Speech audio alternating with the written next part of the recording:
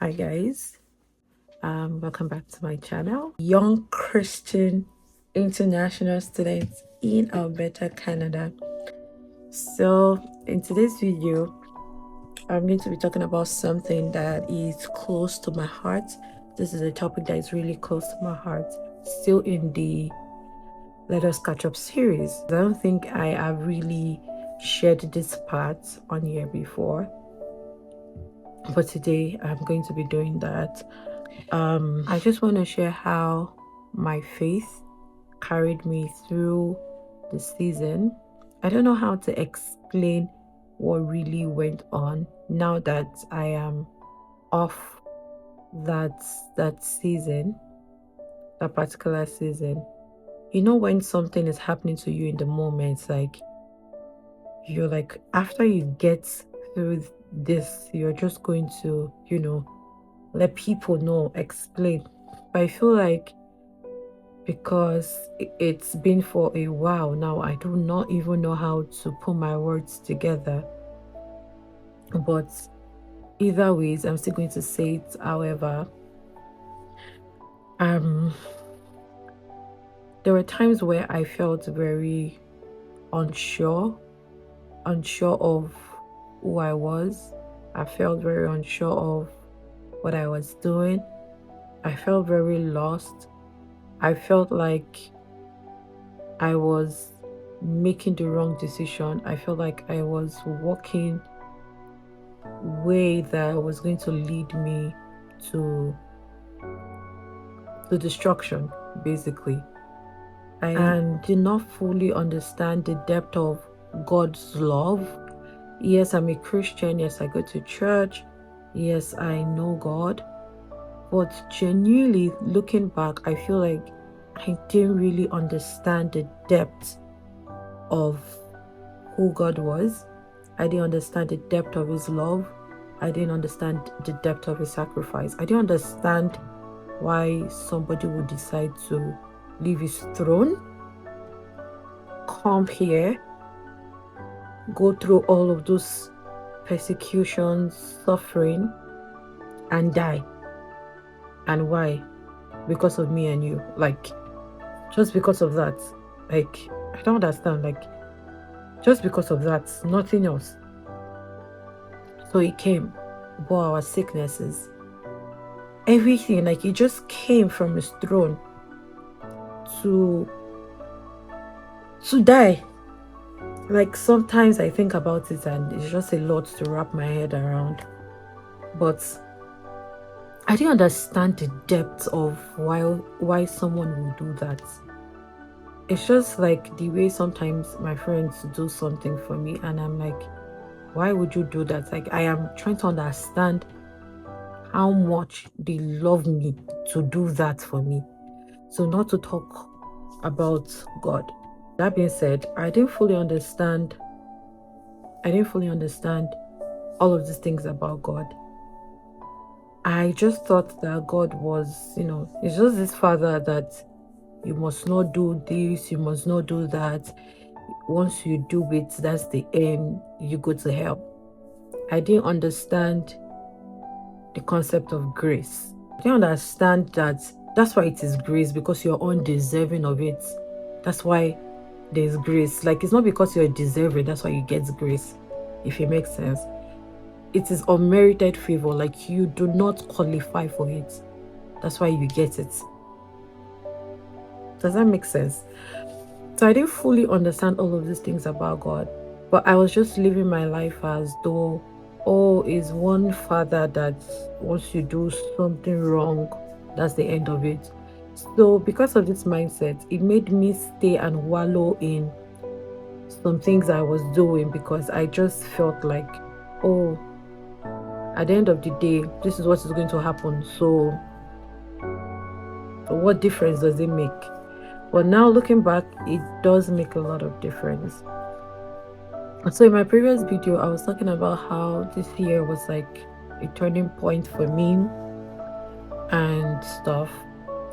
So I was saying that the break I took helped me a lot spiritually. It helped me find God again. It helped me understand purpose. He helped me understand who I was, who God has called me to be. He has helped me understand that there is much more to me other than just being Mary, right? I started seeking the face of God more than ever before in my life. I started asking him questions. I literally was asking God questions because first, I'm a very curious person. Secondly, I want to know why. Like, I want to know, like, if this thing is going to put me in trouble, I'd rather not do it, right? And just because, like I said, I can be very curious, God really taught me to wait. And the waiting season, my dear, is not one season, it's not one interesting season. The waiting season taught me a lot. It was a lot of learning process for me. It stripped me off of so many things. I mean, even some habits I didn't know I had. Like he made it visible that, oh yeah, you need to work on this, you need to work on that. Even my vision became clearer. Like I started seeing things clearer. I started getting clarity, even with people around me. I knew who I was supposed to be with and who I'm not supposed to be with. Like even with friendships, I knew the people that they are not necessarily bad people, but like people that do not align with where I was at the moment. So which was one of the reasons that made me just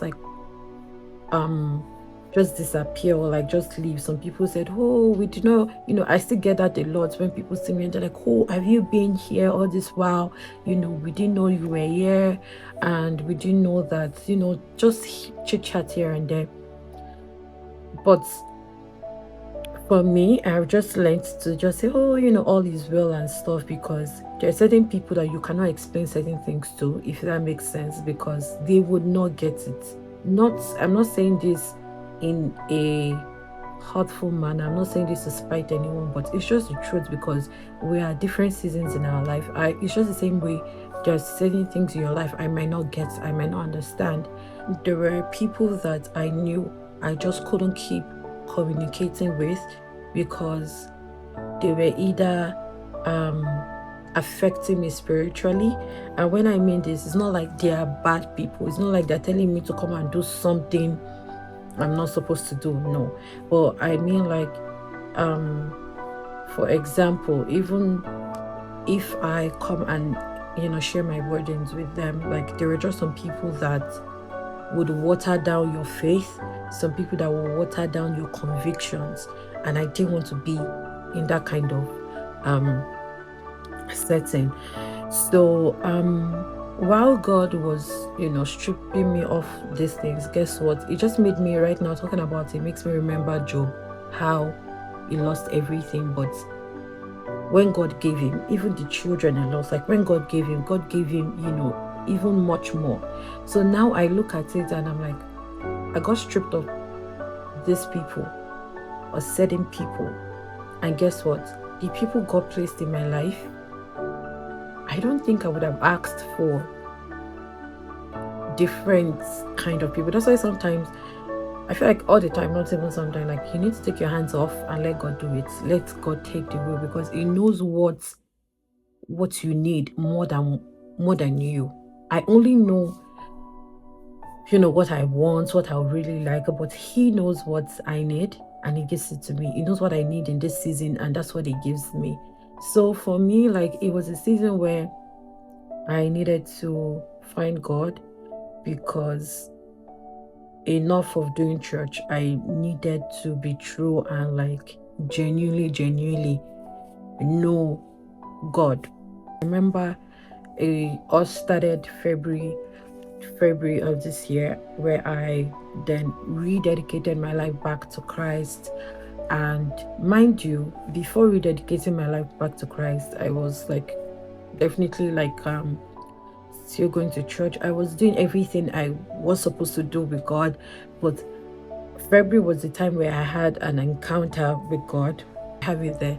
It was February 24, and I think it started from a Sunday or from a Monday. I can't remember, because it was the whole that story is even another thing, another time.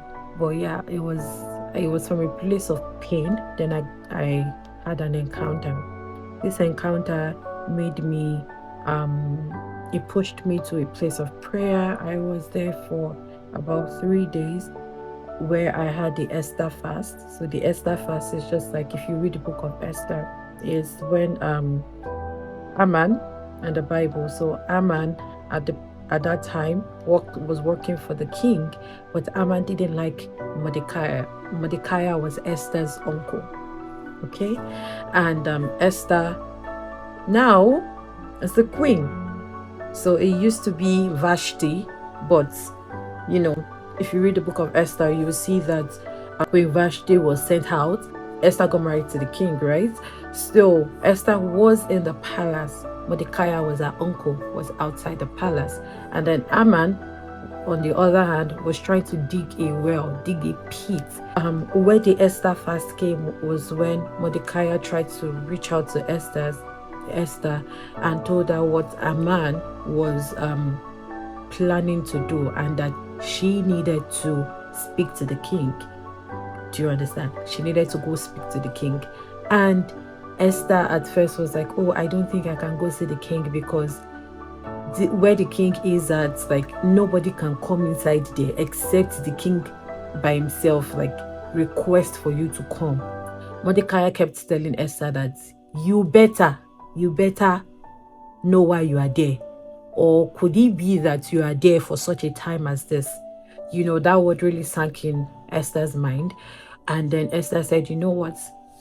I and my maids, we are going to go on a 3 days fast. You people also go on the fast. So this fast is going to prepare me to go and see the king. So that was what she did before going to see the king. So that's where the idea of the Esther fast came. So, which was one thing I did. I just felt like I wanted to see my king, which was God. I was at the point where nothing mattered except God. I just wanted God. I remember taking the fast. It was like a 3 days dry fast, and I had an encounter with God. I was just in the place of prayer. I locked myself. I didn't go out. I didn't do nothing. I would just only stand up from the bed when I want to, like, maybe use the washroom, come back, just soak myself there. And I did that. And I got a lot of words from God. I got a lot of things. I got clarity, so many things now made sense. I had so many dreams, so many visions, brought me back to the heart of where I was supposed to be. So during that encounter, that was when I fully understood what consecration was, how God was demanding certain things from me at that time, but I didn't understand what it was. So I had to figure these things by myself. So I was understanding my consecrations. I was understanding what God wanted me to do. And you see, that thing I learned carried me, and it's still carrying me through the whole journey. Because after that time, my life never remained the same. I learned to trust in God more than ever before. A lot of things happened after that time. Like, so many things happened. Oh my God. So many things I cannot even say happened after that time. And what carried me through, what helped me, was God. I found purpose again in Christ. I found a reason to why, God has brought me here. I understood what God wanted me to do at the season. It was just a trying season, a waiting season, a learning season. Mind you, while I was, loving on God and having these encounters, I was still waiting for my approval, but I never got anything. But at that point, nothing else mattered again. I remember telling my friend that, even if I don't get this approval, like, I don't mind it. Like, I don't mind. Like, what I have right now is what's more the whole approval. So I remember saying that to her. But one thing I've understood is that God cannot bring you this far to leave you. Like, why? You are here for such a time as this. So it really helped me. It strengthened my faith. It strengthened my work with God. I really also appreciate the fact that my church, the youth department, they had like a fellowship, like a Bible study thing. strengthened my faith. I became more involved. I started going to the Bible study more. I started enjoying the presence of God. Everything interested me. I just didn't want to put myself out there with things that was going to pollute me. Even at some point, even social media felt like, oh my God, I don't want to be on social media because, I don't think this is where God wants me to be. I just had a lot of things. I just wanted to be sensitive to what God was saying part-time, and I wanted to be led by God. I didn't want to do things I'm not supposed to do. Even like making videos, I didn't want to just come back and make videos. There were times where I will see some videos and it would trigger something inside of me, and I start missing how I used to make videos and stuff. What I have learned, the things I've learned over time, over this season, is I've learned to trust God. I've learned to wait on God. I've learned to understand that you seek first the kingdom of God and his righteousness. After that, every other thing will be added onto you, which is what God has done for me. Like, I've learned to seek him, and then it settles all that concerns me. I had to figure out some things by myself, and because some things were not available to me at the time. But I really thank God now, because those things I've learned, God has placed it in my heart to share with people. So that way, I feel like it's going to help whoever is in that show. Well, yeah, it was just a waiting season for me, and God helped me carry through. God helped me. He saw me through everything. He was there. He literally carried me. He bore me in his hands. It's not something that ends here. I definitely will be making subsequent videos on this. I'm going to be sharing other things that have happened, even spiritually, different things that happened to me, even the attacks I got, so many things happened. And I just thank God that God really vindicated me. He fought for me. It's like my Olubeja. And your story is very unique to you. That's one thing I've learned. Your story is unique to you. What you go through is different from what somebody else is also going to go through. So be of good courage, because God is in this boat with you. I remember my friend telling me that exact word in August, and then she told me, she's like, Mary, God is in your boat. And she told me this when I was in I was in a low moment. This is August now. After February, after that encounter, it does not mean that things will not still happen. It does not mean that trials will not come, right? But it was sometime in August, and I was literally homeless for a while. Yeah, that's another story. I was homeless for a while. Not homeless, but yeah, that's what it means. Like, when you don't have where to stay, it's homeless. Well, it sounds like, hey, but yeah, I was for a while. And she told me that what it was like, God is in your boat. I remember making a video. I'm going to try and insert it inside the clip here. Where I was like, oh, I'm literally homeless right now. I don't know where I'm going to sleep tonight. But guess what? We have a program in church. Today is August 7th, and I just got sent out of my house with all my stuff. I couldn't even pick some of my stuff. So yeah, I'm literally homeless right now. But do I trust God? 100% I do trust God, and I'm going to do his work right now.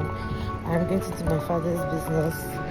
I just came over to freshen up at my friend's place because I couldn't even have my bath. Oh, Jesus Christ. It's how my friend was telling me now that your destiny is really strong. What is coming is really strong. Because the enemy thought he had me, but Jesus said you are mine. So, my guys, it was like a weekend program for the youth. It was the youth week, and I had to minister. And guess what? I did minister without having somewhere to go back to sleep.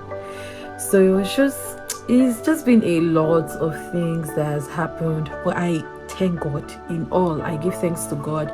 I thank him because I see things through a different lens now, with a clearer mindset, a clearer vision, and I give God the glory. So this is just to cheer you up, whatever you're going through, whatever it is. God is on time for you. He remembers you. He sees all of your struggle. One thing I would just say is that ignore everything, focus on God, pray, study the Bible, reach out to people that will stir up your faith. Let them stir up your faith, because that is what faith is, the evidence of things not seen. You have to stir up your faith, which is going to really help you along the line. It's going to hold you and uphold you, because that's one thing that helped me. And I just pray that God is going to silence every noise in your heart, the lies of the devil, because one thing I've known is that it's only the devil that will put lie and fear in your heart. Even the Bible already says it in the book of Romans. It says, for we have not received the spirit of fear. We have not received that spirit of fear, of bondage to fear, but indeed we have received the spirit of adoption, by whom we can cry, Abba, Father. He has adopted us. He has called us sons.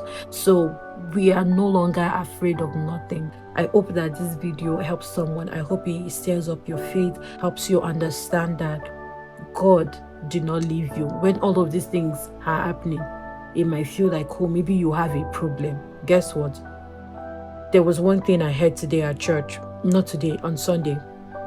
The pastor says that your level of influence will determine the size of your cup. So I'm going to break down. I don't know if I said it well, but I'm just going to break it down. It just means that your cup can be, so if this is your cup and it takes maybe 1 year for this cup to be full, it's going to take 1 year. Everything will go into the cup, take 1 year.